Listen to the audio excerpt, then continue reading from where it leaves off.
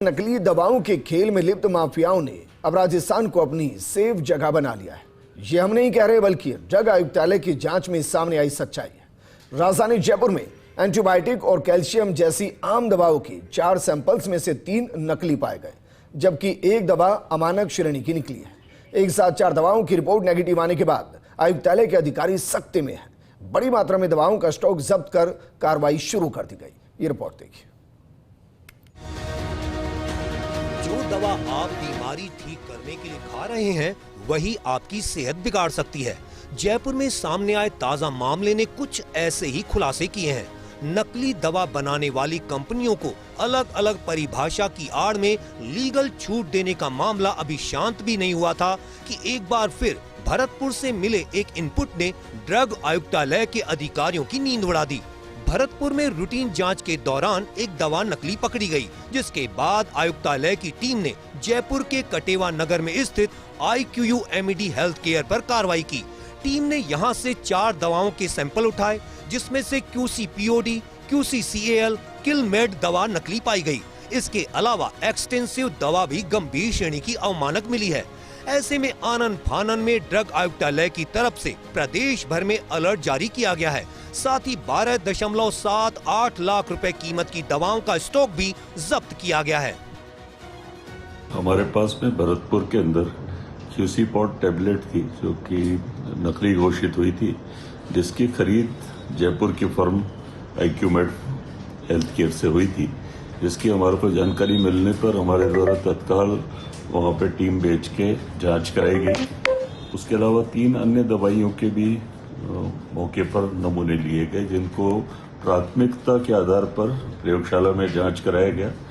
जांच कराने पर जो औषधियाँ QC-POD, QC-CAL, उसके अलावा एक्सटेंसिव टैबलेट, उसके अलावा अपना किलमेड टैबलेट, ये जो है ये गंभीर रूप से अवमानक कोटि की घोषित हुई, जिसमें से 3 दवाइयां नकली घोषित हुई।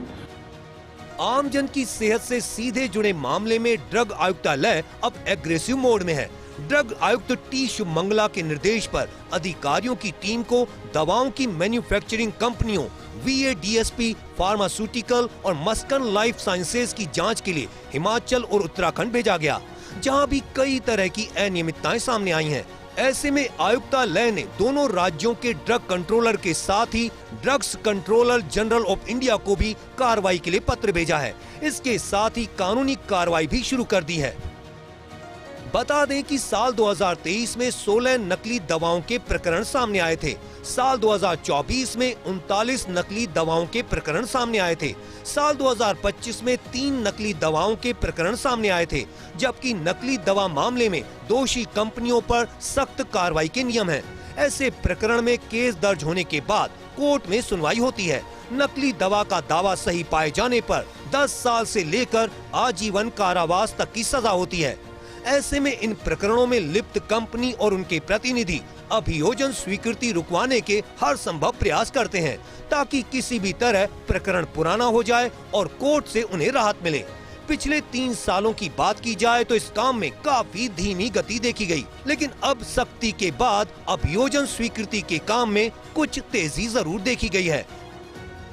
हमारे पास जैसे ही सूचना आई कि भी ये VADSP जो कंपनी है, उसकी दवा नकली घोषित हुई है, पूरे राज्य में अलर्ट जारी किया गया।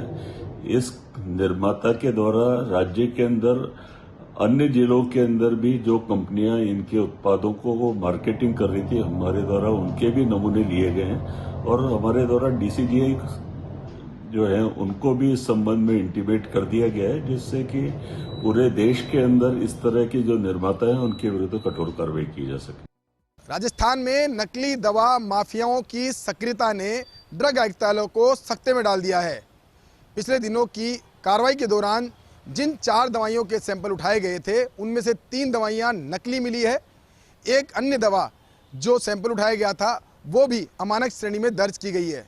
हालांकि इस कार्रवाई के बाद ड्रग आयुक्तालय ने सख्ती दिखाते हुए प्रदेश भर में अलर्ट जारी किया है, लेकिन सवाल जरूर खड़ा होता है कि किस कारण से ड्रग माफिया राजस्थान में सक्रिय हो रहे हैं।